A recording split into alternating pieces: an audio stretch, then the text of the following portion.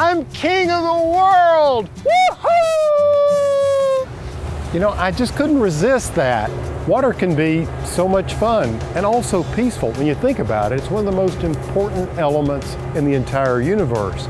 So in today's show, I thought we might take a look at all the different ways we use water in gardening and cooking and just having a good time. So we'll just check out what this lovely liquid can do for us right after the break. Excuse me, sir. You can't be out here. Oh no, really? But I just love the water.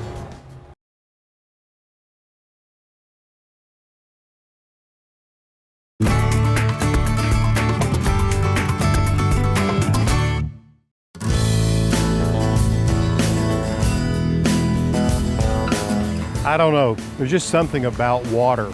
To see it, to smell it, and certainly to hear it. The sound of these waves is really almost hypnotizing. You know, there's so many beautiful bodies of water in this country. This is Lake Ouachita.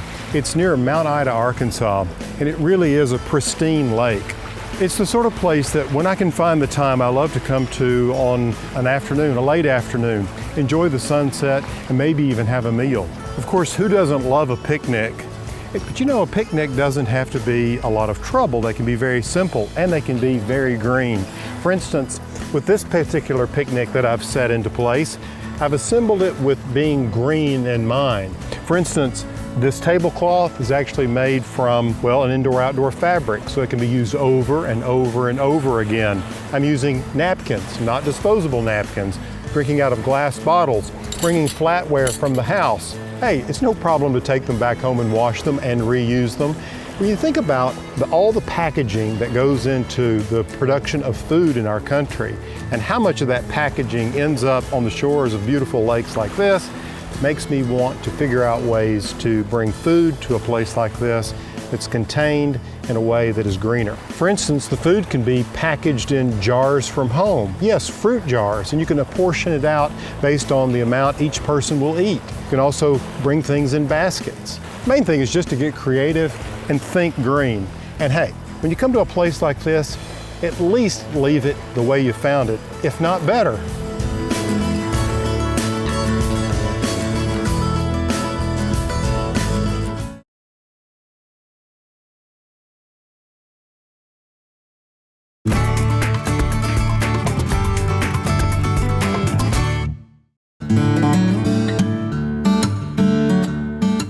There's something so soothing and relaxing about water, particularly the sound of it. But you know, you don't have to have this much water near you to really enjoy it. It's a lot easier than you think just to have in your own backyard. All right, Chris, here comes the last one. All right. Another bathing beauty. Nice. Get that one in. Hey, why don't you come on in? The water's fine. I think I will. Woo, that water feels good. Look at this water lily. Isn't it beautiful? It's gorgeous. It closes up at night, but when it opens in the morning, it's just magical. They're beautiful. Water lilies and lotuses are your deep water plants in a pond, and both of them require a lot of fertilization. I mean, this has a long stem. I would think it would need a lot of fertilization with a big bloom like that. Yeah, and you can find lilies anywhere from 18 like we have here to 36 inches. The leaves and the blooms will grow to the surface. I've seen them where they've all virtually covered an entire pond. And in a pond like this, you want to cover about 60 to 70% of the pond surface. Keeps it cool, doesn't it? So with this fertilizer spike, you just shove it into the pot like this. Right, just push it down. And it's a slow release. And how often should I do that for my water lilies? With our fertilizer, you're done. You are done for the season. For the season, full season. Now, if you don't use Laguna fertilizers, you're going to have to come in and do this about every 4 to 6 weeks. All right, very good. Also in the water, you'll find oxygenating plants generally, and they're going to, as the name implies, produce oxygen during the day to help aerate the pond. Now, we're getting into some aesthetics here, but these plants along the edge also add to this ecosystem, don't they? They do. These are our marginal or bog type plants, and you'll find rushes, some of the cattails, pickerels, taros are good. These are plants that like to keep their feet wet, but still grow up out of the pond. Some of them are bloomers and do put out flowers. Yeah, like the pickerel. I love the shape of the leaf, and then it has that gorgeous purple flower. Right. These two are going to be taking nutrients from the water, but they'll help to eliminate algae. So if you get a good balance of plants in the pond, you should have minimal algae problems. Yeah. And all of these are planted in these baskets with gravel, and you can see some of the roots just beginning to grow through. Right, starting to emerge. That's fantastic. And these floating little gardens, they just add to the whole color scheme. We're going with pink because of my pink water lily. I think these are looking fantastic. Well, one of the other neat things that's starting to trend with water people that own water gardens is some aquaponics, where they're actually growing herbs and lettuces in the floating baskets in their pond as well. I just think that is so cool. I mean, here we have basil floating around and a little Italian parsley. Who would have known?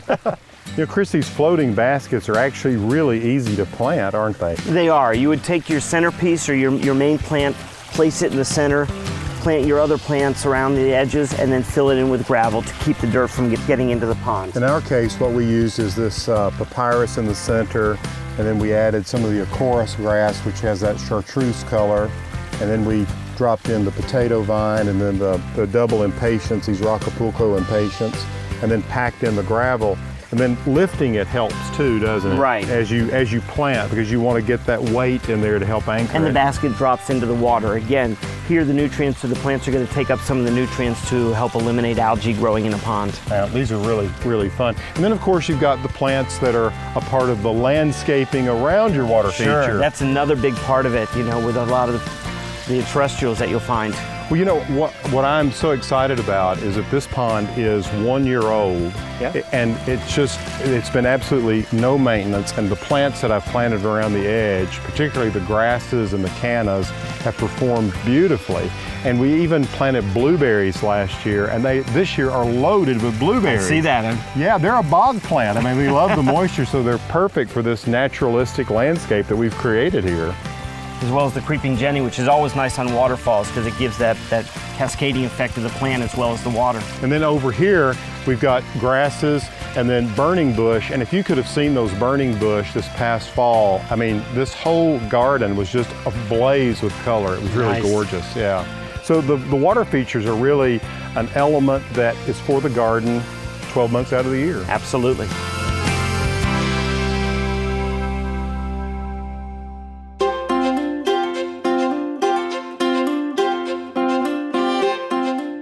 We've all heard the story of the tortoise and the hare, and we know that slow and steady wins the race. And that's the way you need to think about watering your plants, particularly your herbs and vegetables. If you try to water your herbs and vegetables in a garden or a container with something this size, you're going to wear yourself out. There are a lot of easier ways to do that. Of course, there are lots of tools to choose from for watering your veggies and herbs, but the most basic is the sprinkler, which covers a large area and can be wasteful. But a hand attachment used with your garden hose will provide a little more control, so you're putting the water exactly where it's needed. One of the best solutions I've found is a simple soaker hose. It sweats water, and you can place it right along the base of your plants and, well, saturates the soil right at the root. You see, this method of deep watering encourages root growth and reduces the water lost to evaporation that tends to happen closer to the surface of the soil. Now, another way to reduce that evaporation is by using mulch. Whether it's straw, compost, newspaper, finely ground hardwood, or another material, mulch insulates your soil from the hot rays of the sun that lead to evaporation. You see, it just makes sense if you're going to go through the trouble of watering that you ensure your work is not undone by a few hours of sunlight. Hey, give these basic tips a try, and you'll have happier plants this year and a lower water bill.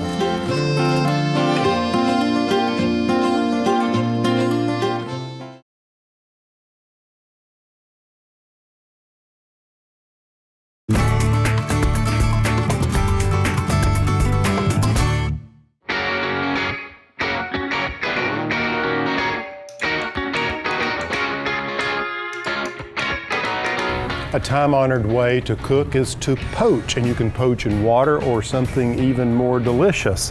Regina, what about some tips on poaching? Well, let me tell you my tip on poaching. Water is a great way to poach, but if you add a little white wine to nothing wrong with that. nothing better.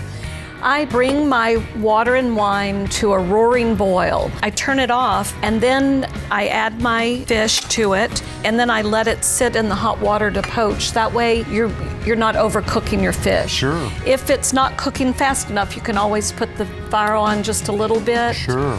But Great I tip. love poaching for the summer. I do my fish, serve it with a nice little chilled sauce like mayonnaise with Dijon and capers. And you can do that ahead with vegetables and you have a lovely summer dish. Perfect. How easy And is moist. that? Easy is good. Sounds perfect. Now for some other tips on poaching from some of my favorite chefs.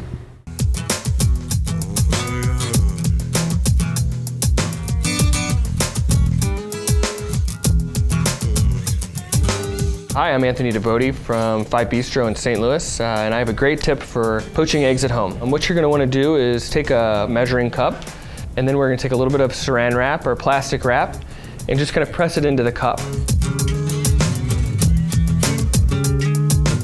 We're going to crack our egg. We're going to drop it right down in there, right in the center. A little bit of salt, a little crack of pepper, and we're going to pull it right together. We're going to just give it a little spin, and then we're going to just tie off the top with a twisty tie. We're going to drop that in our boiling water, and what that's going to do is it's going to help us keep our shape of the egg. Pull it out, just give it a little touch on the bottom, and make sure that it's nice and firm. And there's a great tip for poaching eggs at home.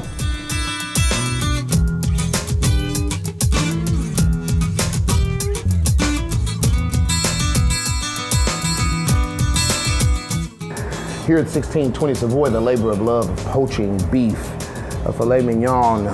Poaching beef, you really want to use a very strong, bold wine, a Côte d'Aron, a Cabernet, if you have enough, a Bordeaux. But it's a very delicate and time-consuming technique, but it works beautifully. Once the filet is poached, then you'll remove it, let it chill completely, then you're ready to sear it. And the end result, you get a nice, really rich, flavorful piece of beef with a nice wine accent to it. The actual poaching liquid can be reduced down to be used as a sauce.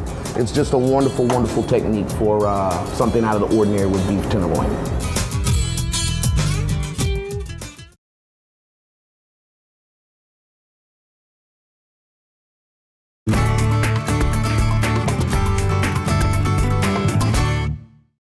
Water is an important resource, and no one understands its importance than America's aquariums.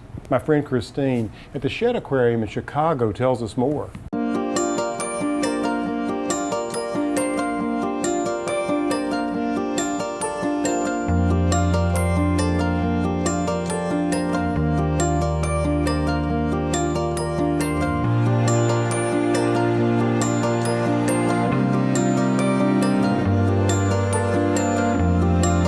Christine, this is just amazing. Yeah, this is our welcome garden. This is the first thing people see when they come to the Well, I aquarium. mean, water and aquarium, it makes a lot of sense. Yeah, and this is a welcome to all of our visitors to see the water first and our natural landscape here in front of the aquarium. Well, it's very hospitable. But you know what's interesting to me is that, you know, you have this beautiful Greek Revival building from, I guess, the early 20s. It's very formal. But this landscape in front is very naturalistic. Yeah, and this was a much more formal planting before we put in the waterfall. We had a scale garden developed by a landscape architect that you could only view from Google Maps. And so when the opportunity to have this great water feature came, Yes. I killed it. Well, you know, I love the fact that you killed it because now it's three-dimensional. When you drive up, you have these beautiful stones, you have the water cascading, and then this naturalistic, palette of plants, all kinds of things that evoke, I guess, the prairie? It evokes the prairie and then some, and it gives people an idea about how they can use native plants and nativars in their own landscapes Right. and be comfortable with them.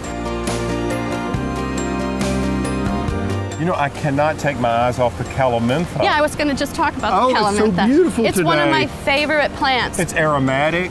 Yeah. The honeybees love it. And it changes during the season. It starts out this white cloud, Right. and then it turns to a pink color, and then as the Sure. frost comes on, it's maroon and sky blue. It's the perfect plant for almost any garden. And it supplies a nectar source for all pollinators through the whole season. Excellent. Christine, this is just gorgeous for an entryway, but help me understand this. I mean, here we are at an aquarium, world class, and there's so much emphasis on the landscape here. Well, I developed our landscape to fully interact with our conservation mission. I see. So I took our mission from inside the building about Right. conservation, and I gave people ways to take it home to their own backyards. And so give me an example of the conservation effort with regard to these beautiful beans here. They look like a red asparagus bean, and you have Lady Godiva melons And here. they are beautiful, and why not have them in a place where people could see them instead of touch them. relegating, instead of Right. relegating the vegetable garden to the Sure. backyard. Put it in the front yard. These have ornamental value as They well. certainly do. They're just gorgeous. And look at the fruits here. They're just beautiful. Look at that. We grow a lot of food that we share with our animals, so we provide enrichment for our animals. We give squash blossoms and gourds and beans that we give to our lizards. They come out and graze on our organic lawn. And also, this is our group entrance, so all our school groups come in here. So we wanted to show all the kids where their food actually comes from. Right. People don't recognize So the moment they come in here, I mean, they really are beginning to learn something and being sort of infused into the culture here at the shed. Yes. Being an aquarium, we're very concerned with having people understand the proper use of water, and so that's why I've developed a lot of gardens around the aquarium that don't use a lot of water. In fact, we have 3 or 4 spaces that we don't water at all. Really? I see. And this seems to be the place where you help people understand the story of pollination. You have the beehives we have here our beehives. beyond, It's so and they're important. all over these plants. It's such a beautiful thing. When we first got the bees, people were concerned that we were going to have them up here where the school groups come in, and I said that's why we want them where Right, the and school bees groups aren't come aggressive. in. They won't hurt you unless you mess with them. Exactly. That's It's the thing. yellow jackets that bother you. Well, I love the celosia, the globe amaranth, the verbena bonariensis. Now, are you completely organic here? We are completely organic and have been for the last 15 years. Oh, that is awesome. No chemical pesticides or herbicides. Wow, and look how beautiful everything is. This is so inspiring. Thank you so much. Thank you, Alan.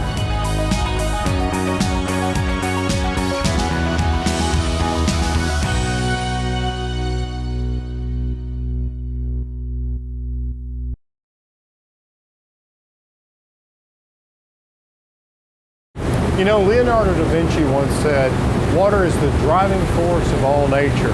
Well, one certainly can't argue with that. Water sustains us, it moves us, and also gives us a place to relax and to play. I hope we'll all make every effort we can to conserve it. For Garden Style, I'm Alan Smith.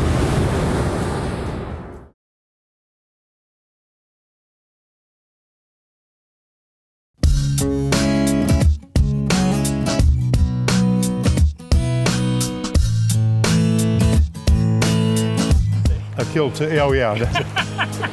As you get a close-up of one chewing on my ankle. Hey, the captain did say I could steer this thing. Like I would if I was like in third grade.